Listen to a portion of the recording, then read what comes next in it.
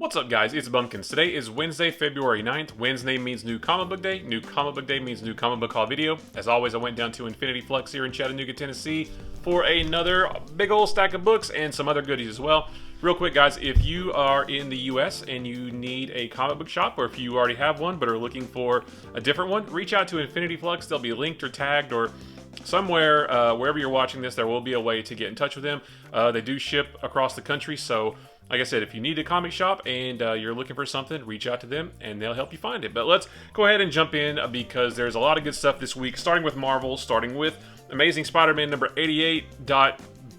Bay or B-E-Y, I don't know how you pronounce these dot issues, but sort of a middle issue between issues 88 and 89. This is a side story to the Beyond storyline that's going on right now. So this one features the return of the Slingers. So if you guys remember those guys from the, was it the late 80s, I think? Or, I'm sorry, the late 90s, and I think they popped up here and there throughout the years as well. But something I didn't know, I guess this happened in King in Black. Hobie Brown, who was the Prowler, is now the Hornet, which I think is really cool. Like, I really enjoyed him in this issue. I would love to see more. So I'll have to try to track down to see if there's any more coming or whatever. We also get a new Dusk, Ricochet, and Prodigy's not in this. I'm not as well versed in Slingers past when Spider-Man was involved with him, so I don't know what's going on. But this was a fun issue, just a little bit more shady dealings with the Beyond Corporation, but just involving these guys. No Spider-Man in this, but it's okay. That was a really fun issue, and I recommend it. Next up, Devil's Reign number 4. Just continuing the Devil's Reign storyline. Kingpin is using the powers of the Purple Man to influence the city. The heroes have gone underground. Some of them are in prison. We get to see kind of the outcome of that in this issue. This issue also had a really cool ending, a really cool cliffhanger ending that I'm really excited to see how it wraps up. Awesome art by Marco Cicchetto, which we're going to see more of later on. Just an all-around solid entry into this series. Hawkeye, Kate Bishop number 4, the Carmen Carnero variant cover. More of the flimsy Marvel, I think you can see like flimsy Marvel white paper. I just don't like the white covers, but I like the art on this, but you can sort of see through it, you know, which I don't love. But I didn't get the chance to read this one before this video, but I have been enjoying this miniseries so far. I think there's one more after this, and I said it last time, but I think this story is probably better read in trade, so I might hang on to this one and wait for the 5th one to come out and then reread the whole thing all at once, because I've sort of forgotten little bits and pieces here and there. But I still wanted to get it because I really, really like Kate Bishop. Even right before the Hawkeye series, when I sort of boned up on some Hawkeye Matt Fraction's run, which helped introduce me to her, and then I went on to her own miniseries, West Coast Avengers, all that stuff. I really like her character, and I really like this miniseries. Moon Knight number 8. So this is a Devil's Reign tie-in, only because Moon Knight is in prison, which there's a footnote that says, oh, see Devil's Reign Moon Knight for the details, but that hasn't been released yet. So Marvel's not super great at releasing these different tie-ins for these events in order. So, but it doesn't really matter. Moon Knight's in prison, and this is all about Hunter's Moon. This whole issue is Hunter's Moon taking on Stained Glass Scarlet. That's what it is. Kind of a weird issue, but still pretty interesting. I really like Hunter's Moon. I hope he sticks around in this series. He and Moon Knight started off as enemies. Now they're sort of loose acquaintances, I guess. But I really like this. The art is still killer, and yeah, this was a really interesting one. And then last up from Marvel, X Deaths of Wolverine number 2, the Mark Bagley trading card variant. I still haven't read the first 2 of X Lives of Wolverine or the first issue of X Deaths of Wolverine. And I've said it before, I don't know if I need this series right now because I'm just so out of the loop on all the X books. But I like the covers, and I've got the 3 others before this, the Mark Bagley trading card variant. So the completionist in me had to go ahead and get this. But I'm going to catch up on these before the 3rd issues of both of these come out, and then I'll decide if I should keep getting those or not. But awesome covers. So it was a big DC week, and we're going to start with Batman Urban Legends number 12. Now, I meant to drop this from my pull list, but I forgot to do that before this came out. So issue 11, all the stories in that were part 1s. of new stories, new 6-part stories that each one of those are going to tell. So I like anthology books. I just don't need this one every month. So I'll probably catch up on this and then, wait for digital or trade or something like that. Batman Catwoman number 10, the Jim Lee variant. So I think there's 2 more in this series. I haven't read this series yet, and at this point, I'm just waiting for them all to come out, and then I'll read the whole thing. But I did read the Batman Catwoman, the special, the one that came out a couple weeks ago. It was a self-contained story, but it was really good, and it made me want to read this series, but I'm going to wait for that 11th and 12th issue. Detective Comics 1052, so continuing the Arkham Tower storyline. I think we're about halfway done by now. And it's just more, slightly more revelations. Things are starting to come to light with what's going on with the prisoners, how they're being controlled or pacified or whatever you want to call it. The backup story is really interesting with the kid whose name I don't remember. But Batman and Robin are involved in that as well. And then, of course, the main story is non-Batman, but it's Nightwing, Batwoman, Batgirl, Oracle. It's really interesting. I'm really enjoying this. Future State Gotham number 10. I love these variant covers. This is a series that I haven't caught up on yet. I'm still waiting to catch up on all my other Bat books. Still in a box over there. I'm going to catch up at some point, but, this is...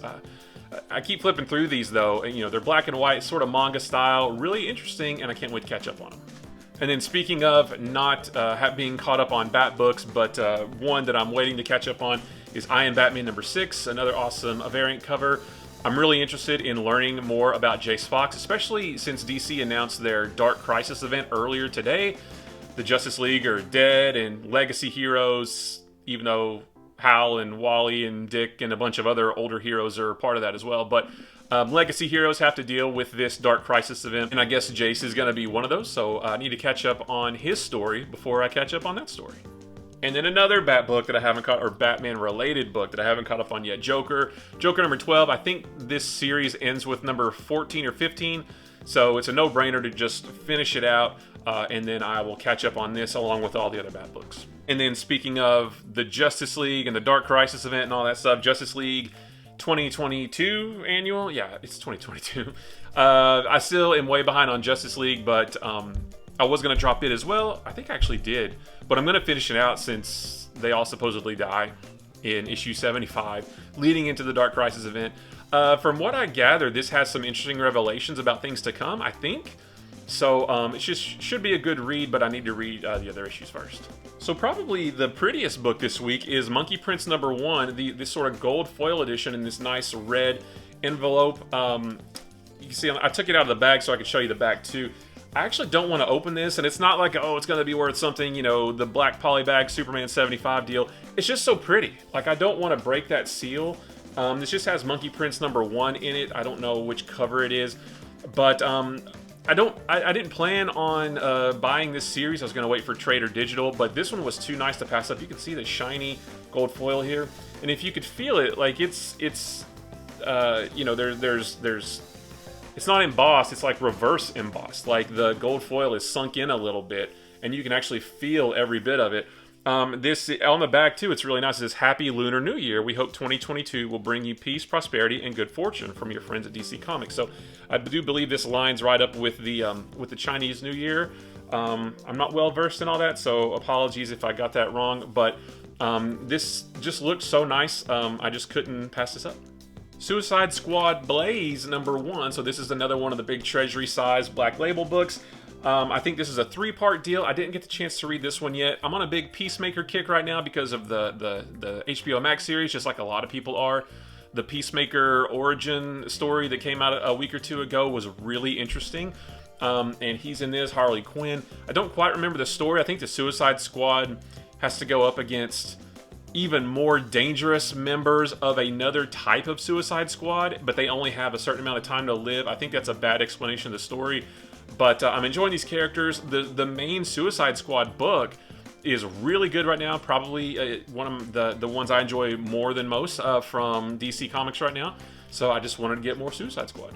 Superman Son of Kal-El number 8, featuring Jackson, I don't remember his last name. Is it Hyde? I don't remember. I'm not as well versed in this version of Aquaman, but this is continuing the Rising storyline that started up last issue. and Superboy and Superman, apologies, I'm still getting used to that. Superman and Aquaman are having to deal with a giant sea creature, and Bendix's Bendix's foot soldiers, I guess, superpowered foot soldiers, are sort of making the issue worse, and they have to make it better. They also have to say, there's a really cool sequence of them saving the city from a big tsunami. Just more fantastic storytelling from Tom Taylor. I really enjoy this book. Whatever story they're telling is great, but the thing I love about this series most is just the whole thing so far, even though there's been different stories, the whole thing, the overarching theme has been John Kent trying to figure out how to be an even better Superman than Superman. You know what I mean? And how do you fill those shoes and be even better? He's trying to figure out how to save everyone. He's trying to figure out what his legacy is going to be and how he fills the role of Superman. And it's really interesting. I look forward to this one every time it comes out. I get my DC books on Tuesdays, so this is usually one of the very first ones I read, and I absolutely loved it. Titans United number 6. I didn't get the chance to read this one either, but I am caught up on this series. There's only one more to go after this. I've been getting these mainly for the covers. The story is very fine. Like I've said before, it's very it's nothing to write home about, but it's also not a bad story. It's just a good, fun, average comic book story featuring the cast of the Titans TV show. You've got a Superboy. I said it right this time. Superboy, Nightwing, Raven, Beast Boy, Starfire, all those guys. It's a fun story, and this is the next to last issue.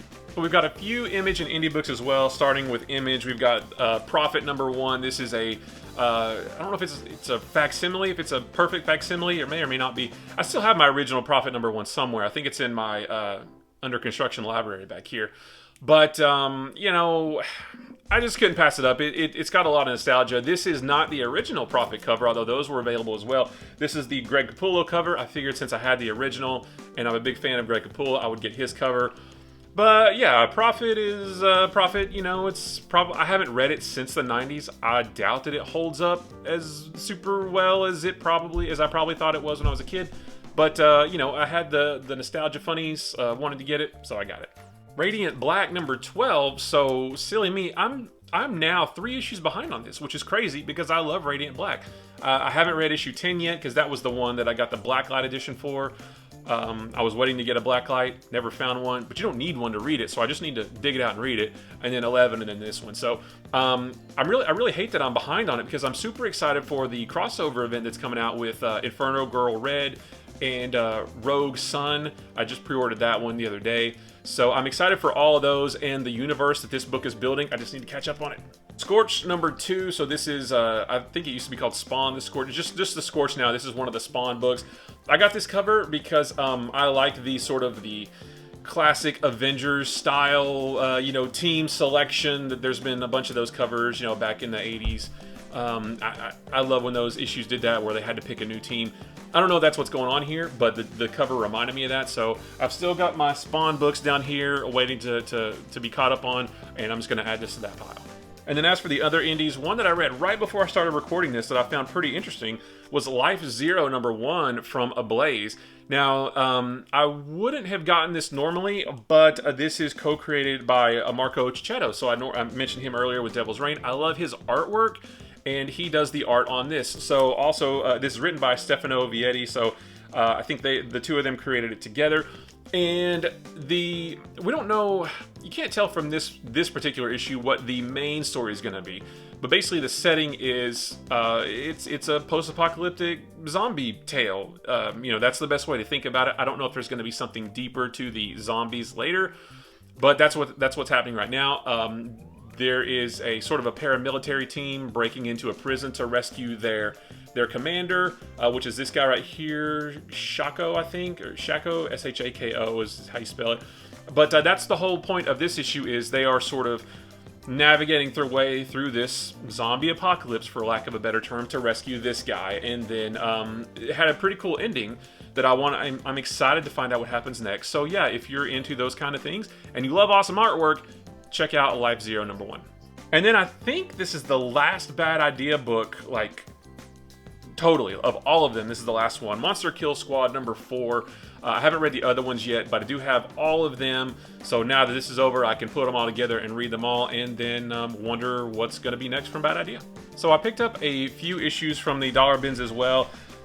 I don't really know why I got these. I guess I'm sort of a glutton for punishment, and it filled a couple holes that I had, and then I just wanted to keep going. I guess I'm kind of a completionist, but I got some issues from the John Byrne early 90s run of Namor, which is weird because I don't really like Namor, but I love John Byrne, and I had a couple holes in the ones that I did have. So anyway, I picked up issue number 3 and number 6 and number 7 and number 8, oops, and 9 and number 10. So, and they had more. I could have kept going, but I was like, you know what, I don't know that I'm even gonna. I just don't like Namor, and I don't know how far John Byrne goes into that run. So I'm going to stop there and check these out, and then figure out if I need to go back and get some more. And then last one from the dollar bins, Eclipse, The Darkness Within, number 1. So it's funny that I found this because just a little while ago I was thinking about this storyline from the early 92. So from 1992, I remember this storyline, but I wasn't really reading DC back then. I would just get a few things here and there, Death Superman, Batman 500, all the Nightfall stuff, and just a few things here and there. But I remember that I used to see this a lot, and I remember the big deal with Eclipse, and there was like a jewel that you could get somehow. And I looked on DC Universe Infinite, and I don't think it has the entire Eclipse storyline. I can't even remember if I have some of these or not, but I just saw the start of it here. So yeah, this, like I said, not a key or anything, but I was just thinking about this a while back, and I like this era of DC, and I thought I'd pick it up.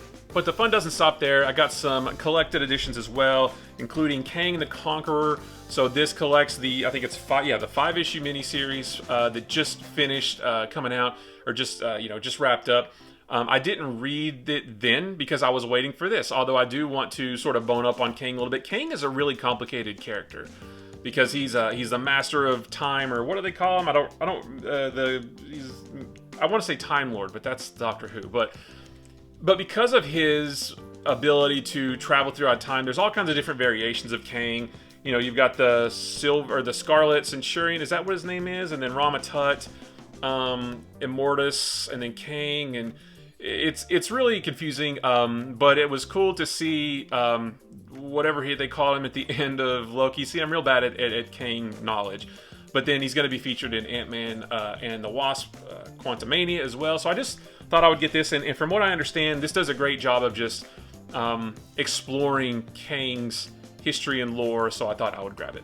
One that I'm excited for that I actually didn't think was coming out for another couple weeks, but it came out today, Stillwater, Volume 2 from Image. I read the first one in trade, and it was really interesting. After I read the trade, I started getting them in single issues. But like most comics nowadays, this is better read in trade. It tells the story of this small town where nobody dies. Literally, like you could fall off a building and then you would just get back up. So more of that story. The last volume ended in an interesting manner, and I can't wait to see what happens. Like I said, I started reading these in single issues, but stopped pretty quickly because I was just thinking, this is way better in a big collected edition, and the next volume is out. So one that I actually forgot that I pre-ordered, I thought it came out a long time ago, but it was there waiting for me today. Sea of Sorrows trade paperback. This collects, I think this is a 5 or a 6 issue series from IDW. I read the first one and wasn't blown away, but I think this is one of those stories where, well, like most stories, you can't judge it by the first issue. You've got to let it breathe a little bit. You have to let the story establish itself, and then figure out, what really the story is and what's going to happen. So I pre-ordered it a while back, and it was there waiting for me today. So I don't really know a lot about the story, but from what I remember of the first issue, it's kind of like a horror tale under sea. So those are always fun. So we'll see if this one's fun. And then last but not least, I picked this one up because I have the other two, and I've been eager to read this series, which I'm going to catch up at some point. Justice League by Scott Snyder, Volume 3. So this isn't an omnibus, it's not that thick, but it's just an oversized hardcover collecting Scott Snyder's run of Justice League, numbers 26 through 39. Excellent art by Jorge Jimenez, which I love his art. I can't wait to tackle his art in the Tynion era. of Batman. Can't wait to see it in this. I haven't read any of this Justice League series yet. This is the same series that's ending with issue 75 in the next couple months. If I want to get ready for Dark Crisis, then I would love to read this whole thing. And I know I can do it because I've done it with some other series. So yeah, happy to have this third volume. And that's it, guys. That's another awesome haul, another super fun day at Infinity Flux. So guys, I appreciate you watching. If you like this video or any of the other videos on my channel, maybe consider hitting the subscribe button. If you like this video, give it a thumbs up. If you didn't like this video, give it a sarcastic thumbs up. And if nothing else, leave me a comment below. Let me know what you picked up today. If you got any cool collected editions or dollar issues, or did you have a big DC day like me, or a small one, or just whatever you got. I love comic books. I could talk about them with a room full of people or just to a camera. Guys, don't forget, comic books are supposed to be fun. They are just another fun form of storytelling. There are plenty of comics out there for everybody to look through, find something that they like, and because there's so many, it's really, really easy to just simply ignore the things that you don't like and let everybody else enjoy those things. Also, guys, don't forget that it doesn't matter how many books you buy. What makes a great comic book haul is that the things you get are special to you, that really get you excited to sit down, crack open a comic, and just enjoy the story inside. Whether you buy 1 book, 10 books, 100 books, again, it's not how many you buy, it's that whatever it is that you do buy means something to you and is special to you. So guys, I appreciate you watching, and I will see you in the next one. Bye-bye.